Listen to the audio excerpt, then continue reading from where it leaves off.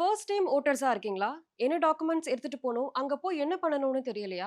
ரொம்பவே சிம்பிளான ப்ராசஸ் தான். முதல்ல உங்களுடைய பெயர் ஓட்டர் லிஸ்ட்ல இருக்கான்னு செக் பண்ணிக்கோங்க. உங்க பெயர் இருந்தா மட்டும் தான் உங்களால ஓட்டு போட முடியும். நெக்ஸ்ட் ஓட்டு போடுறதுக்கு ஓட்டர் ஐடி இருந்தா பெஸ்ட் ஆப்ஷன்.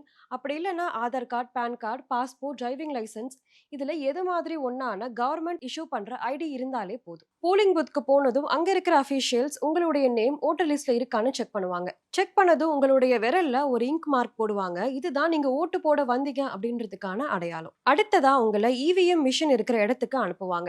அங்க கேண்டிடேட்ஸும் சிம்பிள்ஸும் இருக்கும். அதுல உங்க பிடிச்சமான கேண்டிடேட்ஸ்க்கு நேரா இருக்கிற பட்டனை பிரஸ் பண்ணுங்க. பட்டனை பிரஸ் பண்ணதும் ஒரு பீப் சவுண்ட் வரும். அதுதான் நீங்க ஓட் போட்டீங்க அப்படின்றதுக்கான கன்ஃபர்மேஷன். சில இடங்கள்ல விவிபேட் ஸ்கிரீன்ல நீங்க ஓட் போட்ட கேண்டிடேட்ஸ் டீடைல் சில செகண்ட்ஸ்க்கு காமிக்கும். சோ நீங்க செக் பண்ணிக்கலாம். அதனால மறக்காம கான்பிடண்டா போய் ஓட் போடுங்க. இது உங்களுடைய முதல் ஓட். சோ மறக்காம ஏப்ரல் 23 அன்று உங்க வாக்க பதிவு பண்ணுங்க.